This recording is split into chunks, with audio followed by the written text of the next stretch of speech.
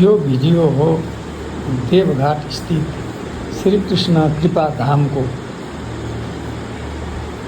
अत्यन्तै सुन्दर मन्दिर, आधुनिक शैलीमा निर्माण गरिएको, स्वर्ण रङले सजिएको, वरिपरिको वातावरण अति सफा र स्वच्छ, स्वर्ण गजुरले सजिएको, अनाथ बालबालिकाहरू तथा वृद्धवृद्धाहरू बस्ने आश्रम पनि रहेको, देवघाट आउँदा दर्शनको निमित्त एकपटक जानै पर्ने मन्दिर हो।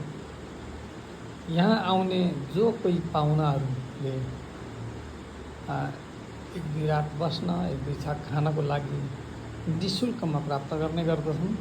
भक्तजनहरूले प्रदान गरिएको आर्थिक सहयोग र आदरणीय तारा माताले आफ्नो स्किल, आफ्नो विद्वताबाट रिझाएर केही रकम सङ्कलन गर्नुहुन्छ र सही रकमबाट यो मन्दिर र यी आश्रमहरू सञ्चालित छन्।